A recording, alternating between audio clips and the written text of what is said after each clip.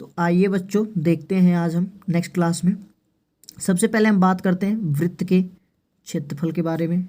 वृत्त का क्षेत्रफल बराबर होता है pi r square. Pi r square मतलब जहाँ आर क्या है, त्रिज्या है, और पाई कांस्टेंट वैल्यू है। उसके बाद दूसरी पॉइंट आती है वृत्त की परिधि। वृत्त की परिधि बराबर होता है 2πr। लेकिन दोस्तों आप लोगों ने ये नहीं जाना होगा कि वृत्त का परिमाप क्या होता है। वृत्त का परिमाप, वृत्त का जो परिमाप होता है परिधि के बराबर होता है। ये काफ़ी इम्पोर्टेंट है। परिधि के बराबर होता है इज इक्वल टू 2πr। अब देखिए इसमें क्वेश्चंस कितने प्रकार के बनते हैं। एक तो होता है क्या कि त्रिज्यखंड का क्षेत्रफल निकालना होता है हमें। त्रिज्यखंड का क्षेत्रफल, इनके लिए हम क्या करेंगे, हमारे पास त्रिज्यखंड, पहले तो हम जान जाते हैं त्रिज्यखंड क्या होता है। त्रिज्यखंड ये चीज़ होता है जैसे मान लीजिए कोई एक वृत्त है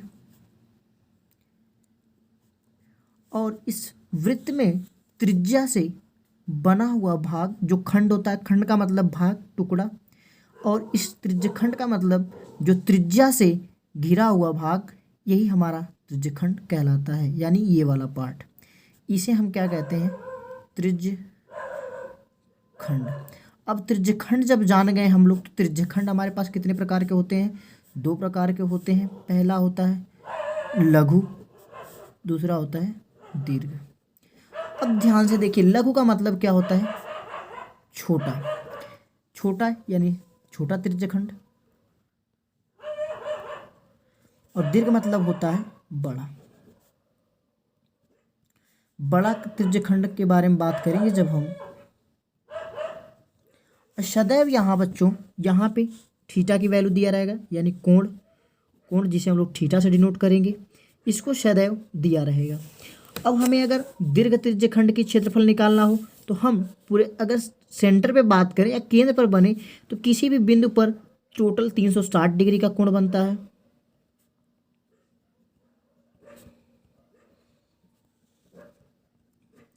अगर यहाँ पे अगर हम कहते हैं थीटा कोण बन रहा है, तो दीर्घ त्रिज्यखंड का कोण क्या हो जाएगा,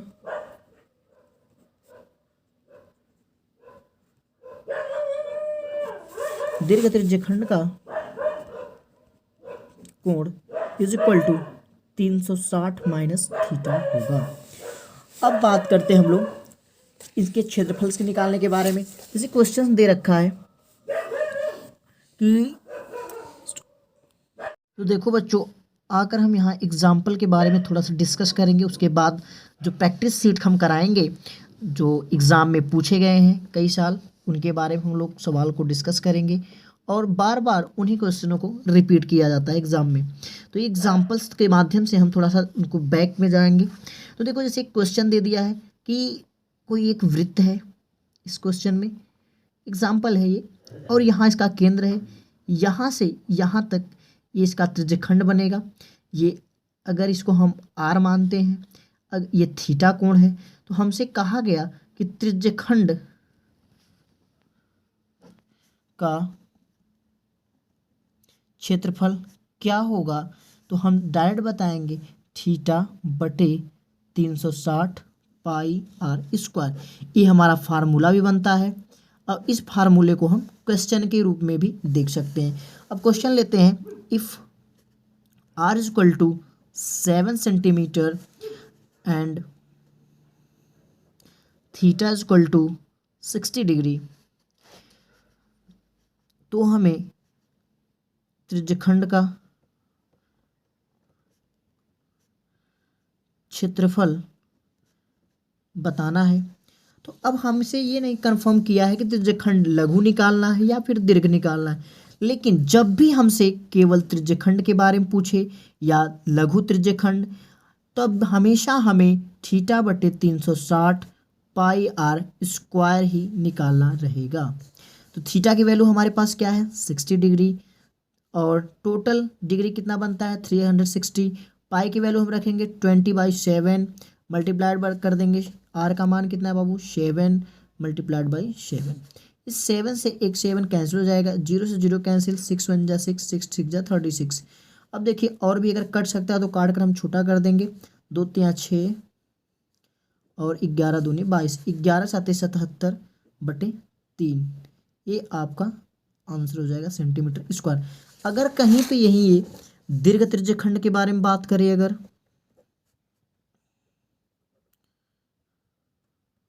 दीर्घ त्रिज्य खंड का क्षेत्रफल, तो देखो कैसे हम निकालेंगे। मान लो ये हमारे पास अगर कोई वृत्त है तो इन्हीं त्रिज्याओं से ही हमारे पास दीर्घ भी बनता है। ये जो पार्ट बना है ये दीर्घ हो जाता है, ये जो अंदर का पार्ट है ये लघु हो जाएगा। तो इसलिए हमें दीर्घ निकालने के लिए क्या करेंगे, बस थीटा बदल जाता है। तो हम दीर्घ के लिए क्या निकालेंगे, 360 माइनस थीटा बटे 360 गुणे पाई आर स्क्वायर। तो यहाँ से क्या हो जाएगा, 360 माइनस थीटा करेंगे तो आ जाएगा 300 डिग्री अपान 360 अंश गुणे पाई आर स्क्वायर। ये 0 से 0 कैंसिल, 6 25 30, 6 6 36 यानी 5/6 आ गया। अब 5/6 गुणे 22/7 गुणे 7 गुणे 7, इस 7 से 7 कट जाएगा, 2 3 6, 11 दूनी 22, यानी कितना हो जाएगा टोटल, 11 7 77, 5 7 35, 5 7 35 3 38/3।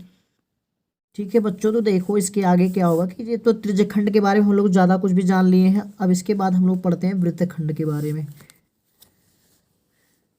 तो वृत्तखंड क्या होता है, वृत्तखंड का ऐसा होता है, अब इनके बारे में हम देख लेते हैं थोड़ा सा कि ये वृत्तखंड होता कैसा है, क्योंकि बिना देखे हमारे दिमाग में फिगर बनता नहीं है। देख लेते हैं। जब परिधि पर किसी चाप द्वारा जब हम चाप लगाएंगे और उनको चाप की दूरी को मिला देंगे तो हमारे पास वृत्त जो है दो भागों में बट जाएगा। एक छोटा भाग होगा, एक बड़ा भाग होगा। तो बड़े भाग को हम लोग दीर्घ वृत्तखंड बोलेंगे और छोटे वाले को लघु वृत्तखंड बोलेंगे। अब हमसे क्वेश्चन क्या पूछेगा, समस्या इस बात की है, अगर यहाँ सेंटर है तो यहाँ से यहाँ तक त्रिज्या होगी और इधर भी त्रिज्या होगी, तो हमें जाहिर सी बात है कि यहाँ थीटा भी मिल जाएगा। तो हमें किसी त्रिज्यखंड किसी वृत्तखंड का क्षेत्रफल निकालने के लिए या फिर केवल वृत्तखंड या लघु वृत्तखंड तीनों के बारे में बात किया जाए तो तीनों सेम है, उनके लिए लेकिन हम लिख देते हैं कि वृत्तखंड का क्षेत्रफल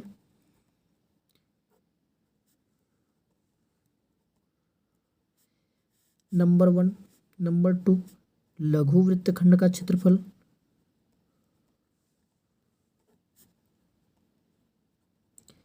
नंबर 3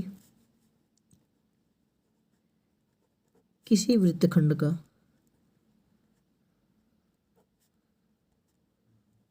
क्षेत्रफल। तो हम देखते हैं ये तीनों बातें जो हैं सेम है, तो इनके लिए हम सदैव क्या करेंगे, सबसे पहले हम निकालेंगे क्या, त्रिज्यखंड का क्षेत्रफल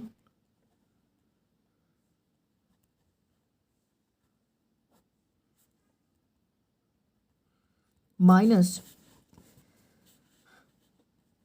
त्रिभुज का क्षेत्रफल। अब हमें ध्यान देना है इस बात को, ये कॉन्सेप्ट ज़्यादा लोगों को पता नहीं है। ये जो है यूनिक मेथड है। यूनिक मेथड में कैसे इसको सॉल्व करेंगे, त्रिभुज का क्षेत्रफल, किसी भी त्रिभुज का क्षेत्रफल जो होता है, किसी भी, ये नोट पॉइंट है, काफ़ी इंपॉर्टेंट है, जो क्वेश्चन को आसानी से सॉल्व करेगी। किसी भी त्रिभुज का क्षेत्रफल बराबर किन्हीं दो भुजाओं का गुणनफल गुणे उनके बीच अंतरित मीन्स बना हुआ अंतरित कोण साइन के साथ। ठीक है, तो अगर हम इस वृत्त में देखा जाए, इस फिगर में, तो यहाँ पे हमें दिख रहा है कि ये आर है, ये भी आर है, तो इसलिए हमारे पास जो थीटा बनेगा ये तो हमें पता ही रहेगा। अगर जो त्रिभुज बनेगा ये एक समद्विबाहु त्रिभुज बनेगा। सदैव अगर वृत्त में बनेगा तो हमेशा एक समद्विबाहु त्रिभुज बनेगा। चाप और वृत्त के केंद्र के बीच में। तो जब समद्विबाहु बनेगा तो इसलिए हम निकालेंगे क्या, वृत्तखंड का जो क्षेत्रफल होगा, त्रिज्यखंड का क्षेत्रफल हम जानते क्या होता है, थीटा बटे 360 पाई आर स्क्वायर, माइनस त्रिभुज का क्षेत्रफल क्या हो जाएगा, 1/2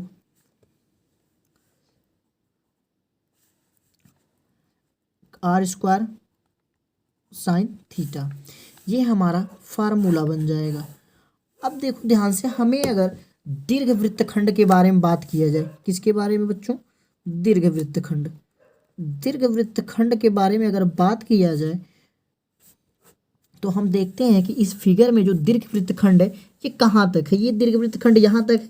यानी अगर हम कहें कि पूरे वृत्त के क्षेत्रफल में से, यानी पाई आर स्क्वायर माइनस लघु वृत्तखंड का क्षेत्रफल कर दें, लघु वृत्तखंड का क्षेत्रफल, तो हमारा आंसर निकल जाएगा दीर्घ के लिए। अब ये आपके हो गए basic requirement of the exercise. अब हम आप लोगों को प्रैक्टिस शीट कराते हैं, देखते हैं कितने क्वेश्चंस लगते हैं प्रैक्टिस के जो एग्ज़ाम में पूछे गए हैं। चलिए तो देखते हैं।